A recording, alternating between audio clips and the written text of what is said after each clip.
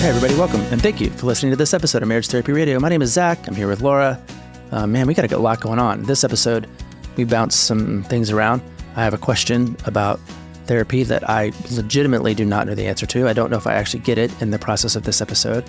We also talk about one of my favorite kind of cliches or topics in kind of marriage therapy world. It's the idea that feeling attacked isn't the same as being attacked. And sometimes you have to pause long enough to tell the difference. Laura and I explore some of that together. She's getting geared up for a marathon, which is coming up real soon. And I'm sure we'll hear about that at a later date. But for now, this is a very cool conversation. Stick around. Here's the thing that I've been kind of kicking around is if your partner was super clear with you and they said, I have a need, this is the need. And the need could be, I need to move to another. Oh, this was one. Man, I had a couple that was gridlocked for a very long time. I need to move to another state. This state, especially, living in the Pacific Northwest, a lot of people are very affected by seasonal affective disorder. We are headed right into the doomy, gloomy days of fall and winter, which goes for about 6 months of grayness. Dear I winter. had a couple, and she just kept saying, I need to move. Like, I can't do this anymore. This is making me miserable. And what happened was I think the male basically said, there's no way. Nope. That is not, we can't do that. We have careers, we have family, we have friends, we have a house. There's no way. And every day that went by that he continued to say, I'm not willing to engage in this conversation with you. I'm not willing to even hear you. She just got more and more resentful and dug her heels in more and just continued to say, like, we need to move, we need to move, we need to move. And she was less and less yielding and flexible because he just put a stop to that conversation.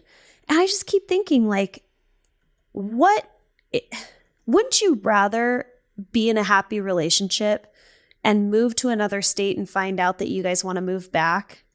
Like, why not just say, okay, let's do it. If this truly will make you happy, then let's do it. Let's give it a shot. And that'll make you happy. I guess there's so many people that are resistant to giving up something or even entertaining the conversation. Like if Rebecca said to you, Zach, like, hey, you're spending too much time, playing Dungeons and Dragons 3 days a week. I need you to not do that so often. Would it not be so difficult for you to say, okay, Rebecca, I hear you. I'm going to give up Dungeons and Dragons because I care about you. I'm only going to do it 1 day a week now. Okay, couple things. Okay. Let's move our whole family to another state is very different than I know. Let's not play Dungeons and Dragons. But I know. I did play Dungeons and Dragons last week for the first time ever. Will you slip into your character for a moment and will you describe who your character was? I want to tell you something. I was very disappointed because in the process of creating my character, I basically made me. Like, I made a human monk. Like, I wasn't a elven fighter or a dragonborn barbarian or like a dwarf wizard or something. I was just saying basically me. You? Yeah. You're a monk? That's you? I was a human monk. And my character's name was Charles Kraus. Oh, boring. I know. We played with my neighbors, Rob, who is one of the most pleasant people you'll ever meet. Rob was a dwarven cleric. Okay. And then we played with my next door neighbor, Jeff. Jeff is married to Tyler. They're a gay couple. And Jeff was a dragonborn gay wizard. Did he play up the whole archetype? He went for it. Swang for the fences. Came in costume. Okay. What does one wear? What did he wear to be his character? What was his? He was a what? A dragonborn. A dragonborn wizard. Gay wizard. Who happened to be gay. Yes. Okay. And then Mary was a dark elf fighter. My 17-year-old daughter played with us too. And then so we hired this guy named Brad, and he came over, and he was the dungeon master, and he put us through an adventure. So I had a dwarfen cleric and a gay wizard and a dragon wizard and a dark, evil kind of elven, person, and then me, the human monk. And then there's me. But excuse me. Oh my goodness. It turns out that your character doesn't really matter all that much. I think if you get into it, like if you really get into Dungeons and Dragons and it's something that you really want to play, you can invest in your character. You create a whole backstory for them. Maybe you talk in a voice. Maybe you do wear a costume. But I would like leaned into the boring part. I'm watching this show right now. It's called Things We Do in the Shadows. It's about vampires who live in Staten Island. It's like a sitcom comedy kind of thing. It's a pretty brilliant show. Vampire show. And the main characters are 3 vampires and then 1 familiar who is a human who like tends to the vampires. But then there's all those 3 vampires are like vampires who drink blood and stuff. Then there's one other vampire. His name is Colin Robinson, and he's an energy vampire. So he can go out during the day. He is not a regular vampire. He feeds by draining by being boring. Like he just drains people's energy. So wait, what'd you say his name is? Colin Robinson. Oh gosh. They never call him Colin. It's always Colin Robinson. And he just is the most like mundane, dry character. And I was like, I modeled my human monk after Colin Robinson, and my human monk's name was Charles Kraus. That must be such a bummer to play. I mean, imagine getting the script and they're like, we hired you. You're going to be the boring vampire. And oh my God. It must be the worst role. The actor, I'm sure he loves it. He's the most unique character in the show. Huh. So interesting. I've been watching, what show? Handmaid's Tale. I know that Handmaid's it's Tale? like Handmaid's Tale, not maiden. Yeah, Handmaid's Tale. Yeah. Wow, that one's got my attention. I'm just saying. I know I'm way behind the game and it's been out for a long time, but I'm just now watching it and it's pretty riveting, I have to say. Well, what I can say about that is if you do not want to live in the Handmaid's Tale, you should vote in the upcoming election. What a transition. We're going to lose listeners. That's okay. Yeah. I'm fine with that, actually. I'm more interested in people who are still thoughtful about their choices and are interested in making a wise choice on behalf of their future and the country and all of the women who live in the United States of America. Yeah. Yeah. But if you still have my eggs, if that doesn't chosen. work for you, then that's fine. You're allowed to stop listening to Marriage Therapy Radio. And I promise to stop talking about it after November the 5th. We're getting close. All right. What's been going on in your personal... Oh, no. Here's what I was going to say. So you I get to do a murder mystery. And you know what? I was especially excited. So my girlfriend's putting on a whole murder mystery. Everybody gets their characters. Is that she is... I don't know why this excited me, but she said... And I also think that your character, Laura, is married to this guy over here. And I'll just say his name, Adam. Let me just describe Adam for a second. You went to a murder mystery party? No, it's coming up. Oh, it's coming up. So I will get to understand who my character is. You have to dress up. Yep. You have to have a whole backstory. Similar, yeah. I'm so pumped. But when she told me that I get to be married to, partnered with somebody other than my husband, I was even more delighted. What does that mean? Yeah. And this guy, I think, is like the most handsome guy in the room. So I think I'm really going to be super excited. I was like, of course you would pair me with Adam. I'm stunning. Yeah. He's stunning. We'll be stunning together. You guys should live it up, man. Go for it. Yeah. You probably secretly hate each other though. And want to murder each other. In the story. That would be kind of fun. Yeah. Last murder mystery party I went to, we were late subs. Like somebody canceled last minute. And so we had to go to the party. It was actually Jason's party, our editor or producer, that he was having with his friends and his kids. I was going to say you weren't originally invited. You were like the last minute. No, we weren't. It was like a kid party. It was the kids' party, and there were some adults there. Okay. And then one of the adult couples had to bail last minute, and so we were the first people. And I was like, "Yes, this is amazing." But turned out I was the boyfriend of Jason's daughter, Jason's 16-year-old daughter, and so I had to spend the entire night flirting. Hey, babe, can I get you some?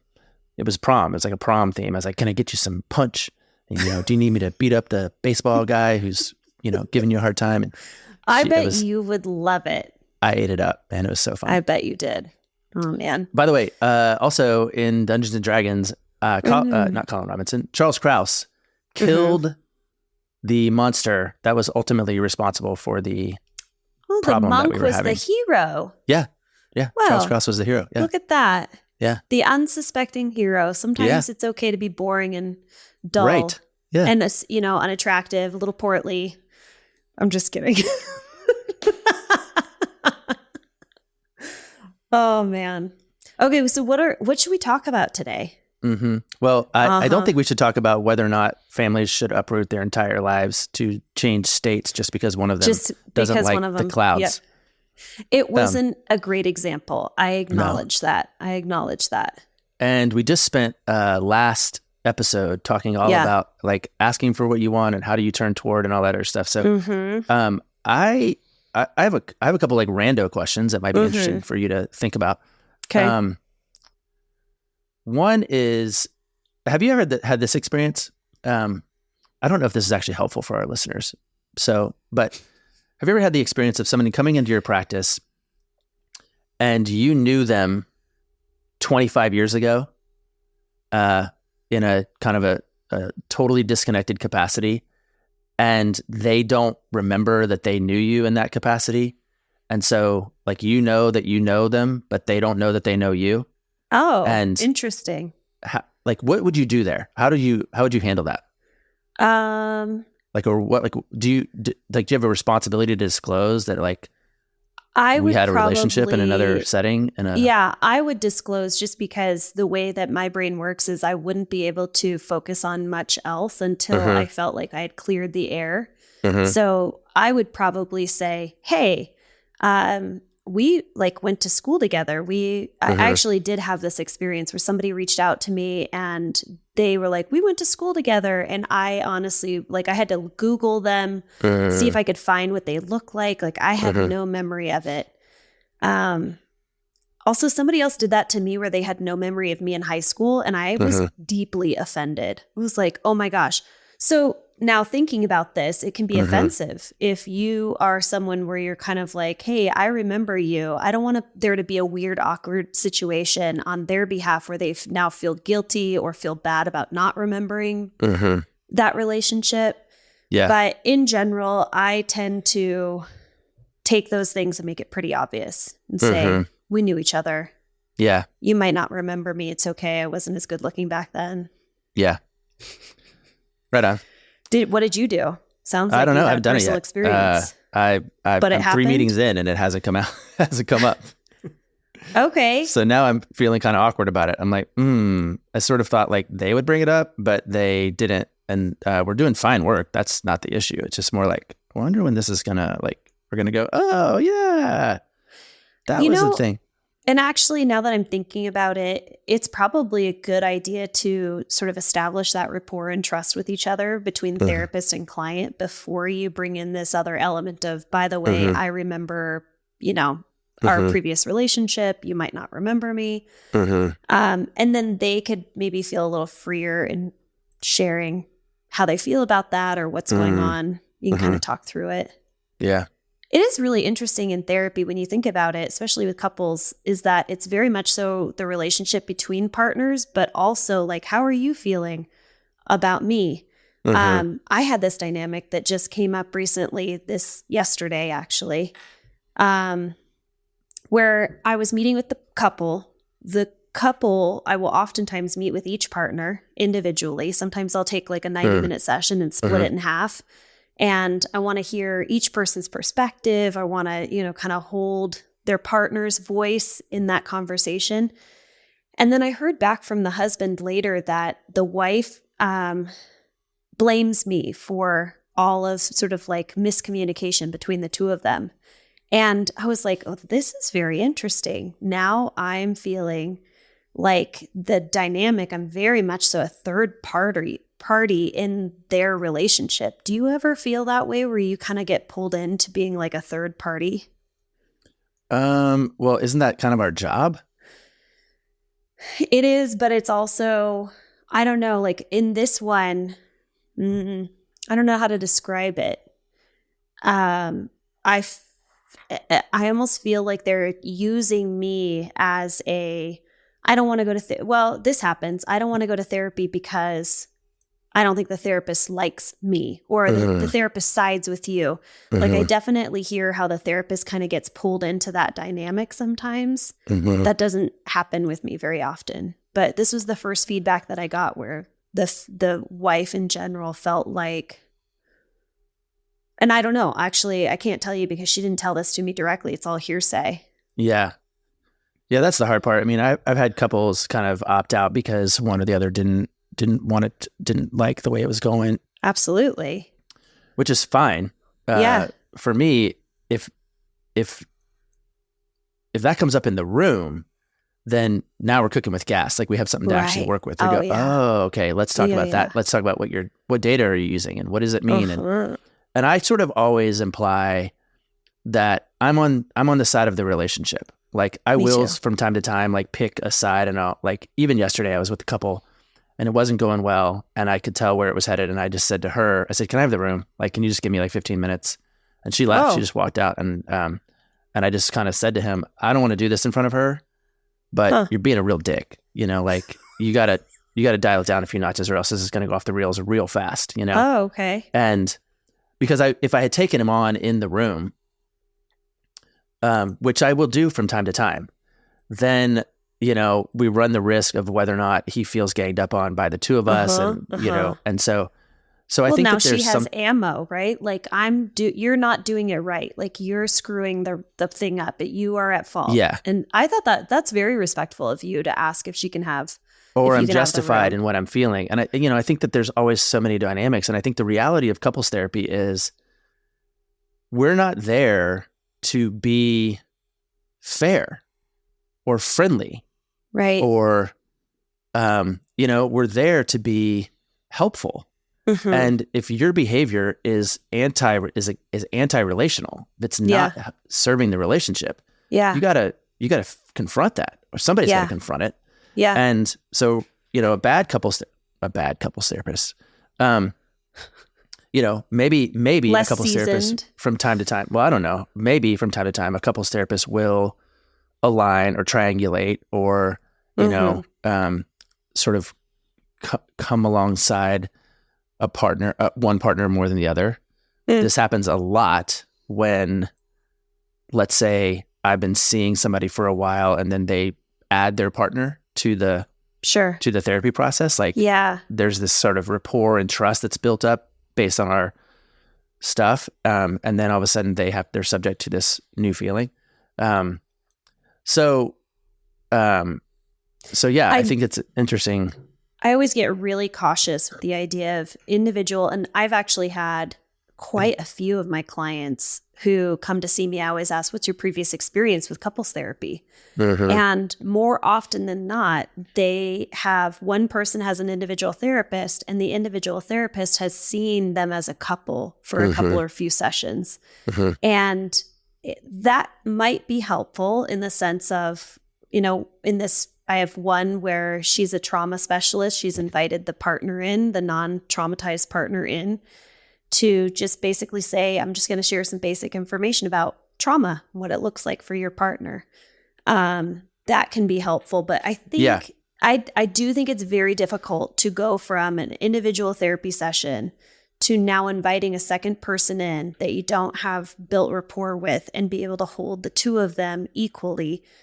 Did we get back to your question though? Like, did we answer your question about what's going on for you with this one couple? Yeah. No idea. No, but you did kind of spark something of an interest in me, which is like, I'm here to help the relationship. I'm not here to be a friend. And sometimes what that means is that I'm going to point out behaviors that you're doing that are not helpful. And you might feel attacked and you might feel criticized.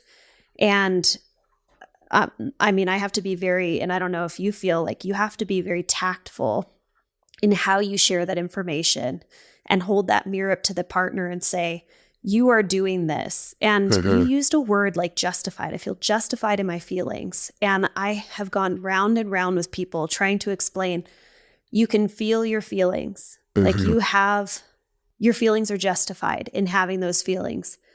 But the unhelpful way that is showing up in the relationship is how those feelings are manifested, projected, or are activated through behaviors directed towards your partner. So it's fine to feel angry. It's fine to feel frustrated. It's fine to feel even out of control.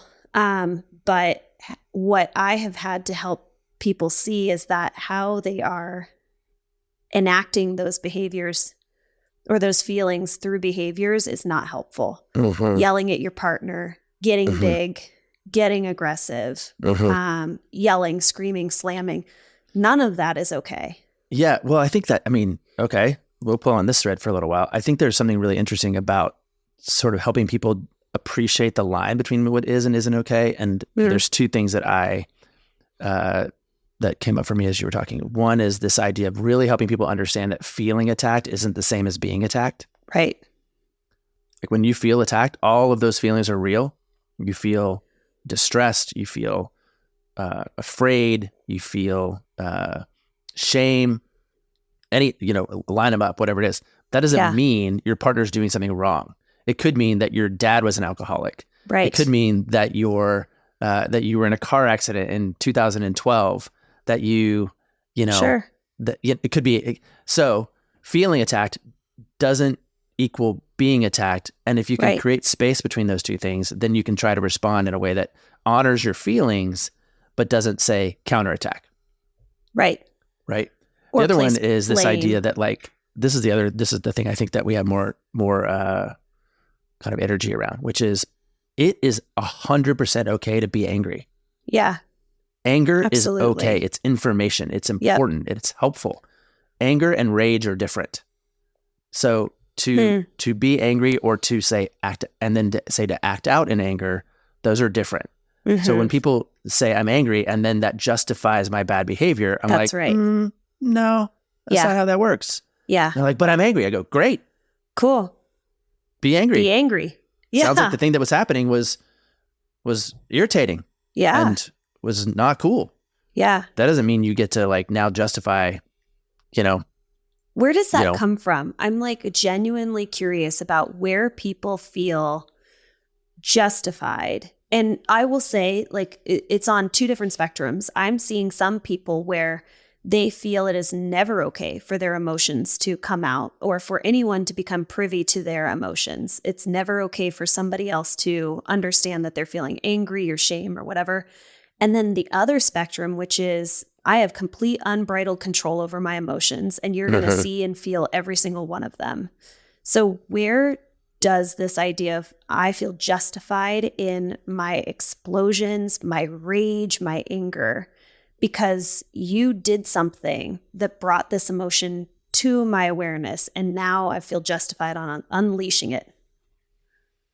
Well, I think it comes from I want to go down two paths. One is I think I've been using the word with this one couple in particular, unexamined. Okay. I think it's unexamined stuff. Call it trauma, call it family of origin stuff, call it,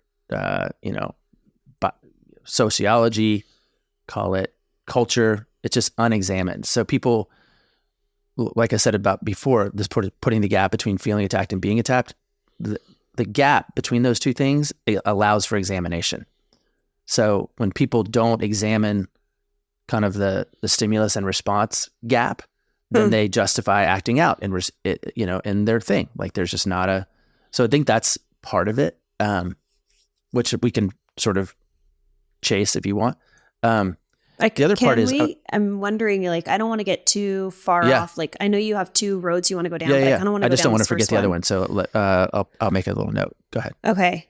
So this whole idea of I guess I'm wondering, when is it okay if you actually are being attacked? If your partner is actually critical of you and you are being attacked by words, criticism, mockery, whatever it might be, is it still okay to feel justified in your response of anger, protection, and all of that to retaliate? Because I think that's what I'm hearing when you say that. And my mind is no. You still have a choice to show up. Yeah, this is I'll mess around with this a lot with clients because when people talk about feeling attacked, I'll say if they were coming at you with a knife, you ought to swing a baseball bat at them, or you ought to run away and lock the door, or you should flee or fight. If you are in fact being attacked, then you ought to engage in countermeasures to protect yourself, certainly from physical harm. But if it's also emotional harm, then I suppose that you do need to get to safety, is kind of, or at least thwart the attack. But I think most of us are married to people that love us and that we love, and that are not trying to harm us. Yeah, I agree. Then I think you can kind of assume most of the time they're not actually attacking you, or if they are, it's coming from a place that's unexamined. Mm-hmm. They're trying to accomplish something, and they're really bad at it. My kid right now is in a strange little battle with her boyfriend, and bless her heart, I don't even mean that in the bad way.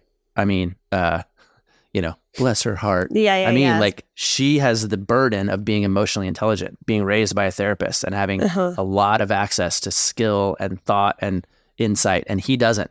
He doesn't have it, and so a lot of the way he's behaving is unskilled. And I have empathy for that. I'm like, babe, you just got, like, you can either you can either help him or you can play the game, but she has the kind of the disadvantage of being emotionally intelligent, which is a weird thing to say, but not exactly my point either.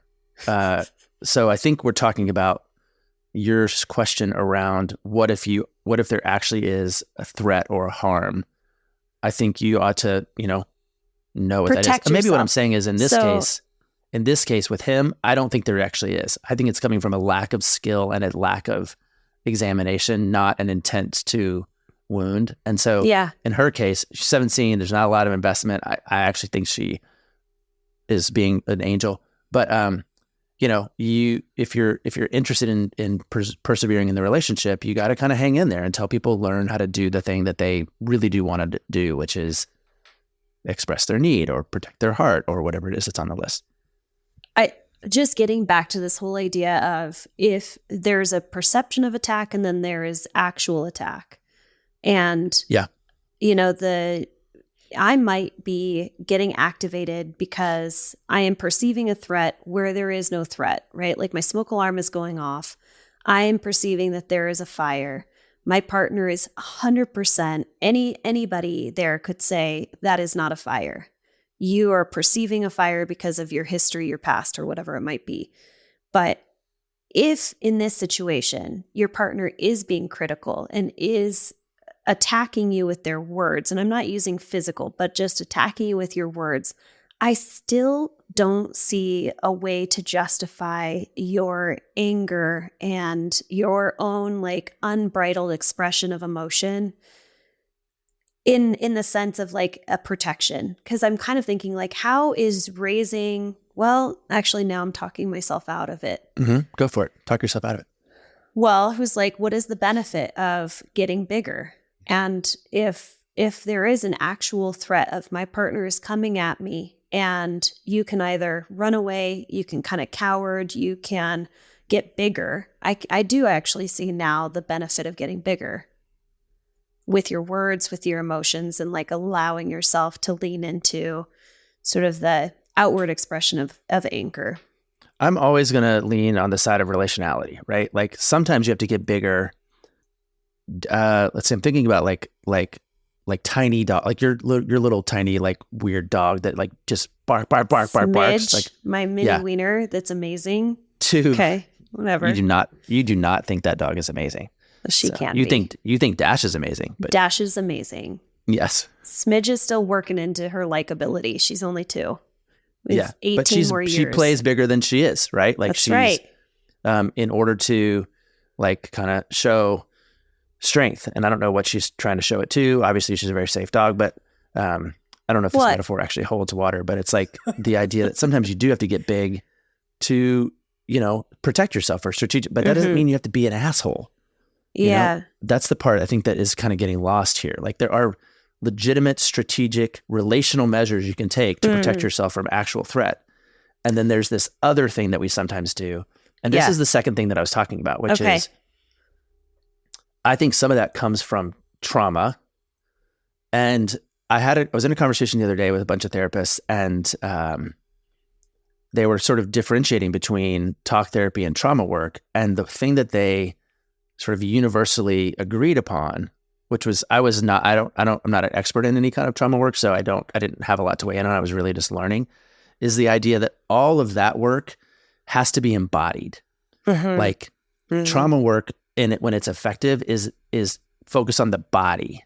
Right. And so I think a lot of times people don't know how to regulate because they haven't done the work or they haven't put any energy into understanding that sometimes it's not their emotions that are betraying them, it's their body that's betraying them. And that sometimes means we need to learn how to take a deep breath, or preemptively get ahead of this stuff, or stay out of environments that are going to invite or call up some of these embodied responses. So it's just another way to kind of protect yourself from the idea of feeling attacked is to sort of preemptively care for yourself and your body. And then also to, make sure that you're working in the context of a relationship that is aware of that. Well, I don't have anything else to say other than I do think that trauma work is so interesting. And also, like, the thing that popped in my head is that you can't swing a dead cat. We're just going to keep using that phrase. That came with our interview with Robert Glover, who's such a character. Drug lover. What? Drug lover? Robert Glover? His email is Dr. Glover. And I was like, it's a drug lover. He wrote No More Mr. Nice Guys. We use this phrase, you can't swing a dead cat without hitting something, but that you can't swing a dead cat without landing on some kind of trauma work in the context of couples work. That so much of your responses are, like you said, like it's a feeling that you're having. It's a perception of attack when attack isn't present, when your partner isn't actually the bad guy. But maybe the smell that you just smelled is the bad guy, or like the super busy crosswalk is the bad guy, or whatever it might be. But yeah, trauma work is great. Thank you, amazing trauma therapists that are out there.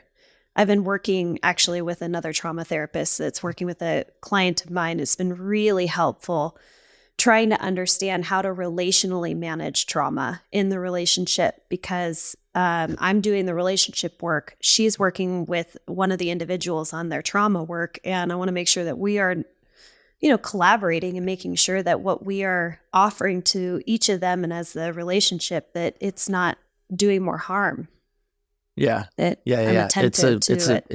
It's a messy area. And I think, part of what we're learning, at least what I'm learning as I get deeper into mental health work, is how many different ways there are to skin a cat.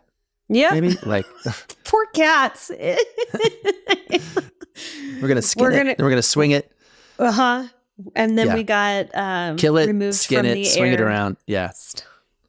That sounds something like an evil dwarf society would do, or evil elven fighter would do. Is definitely not a monk. Carry around it. Or a wizard might have a dead cat in their bag. Okay. Focus. Bringing it back. So I don't know if we talked about anything that matters, but it was helpful. Yeah. Well, okay, hold on. Here's the thing that also came to mind.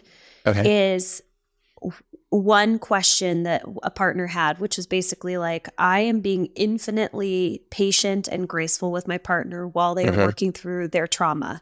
Because so much of what is happening in our relationship is not my reality.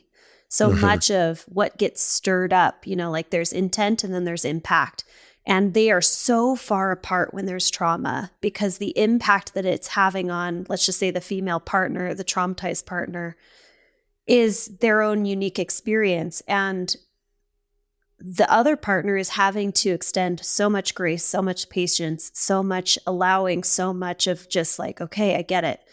You are feeling attacked. I'm not attacking you, but you're feeling attacked. But it's very slow going, and literally said to me, how long until I get my partner back? How long until we close the gap between intent and impact? How long until I stop being the threat to my partner? And I didn't have an answer for him, but I just said that this is a season of life right now. And yes, you do have to extend a lot of grace, a lot of patience. And this kind of goes a little bit into what you were originally wanting to talk about, which was burnout, is that he is seeing a light, or he's seeing no light at the end of the tunnel, and basically saying, I'm getting burned out on this and I want to stick it through, but it is really hard going. And it's hard for the traumatized client. It's really hard also for the partner who is supporting. Yeah, I don't know, dude. I think you're right to talk about this is a season. I always talk about slow and steady wins the race. I always talk about like if you're not getting divorced, and maybe that's not a given, but if you're in, then this is your life. This is the grand adventure of your life. You know? And you get to decide how you're going to be in it, and not to try and like, murder a metaphor, but like the idea of being in a Dungeons and Dragons campaign is figuring out how to like collaborate and make decisions that keep the plot moving forward, keep it going. Like how do you move through and around these obstacles that come up? And stakes are pretty low in our context, but like people who think about their life and their marriage as a grand adventure versus say this burden or this job, they give themselves an advantage. They give themselves a leg up. So can I add just a little bit of a caveat? And maybe this, but I've been speaking, I would say just kind of unexamined. I've been using the word traumatized partner, and it doesn't feel like the right word to me. And it also feels very labely. And so I just want to acknowledge that I don't have the right language to use. And so if you've heard that word and it hasn't sat well with you, I also acknowledge that it hasn't sat well with me. So I'm sure I'll get lots of emails that are like, Laura, you're supposed to use this language. And I welcome it because I don't want to offend. I think it's helpful to understand labels that hurt and labels that are helpful. So feel free to send that. And then I'm sure I'll go down the Google machine and have a forehead slap later. Right on.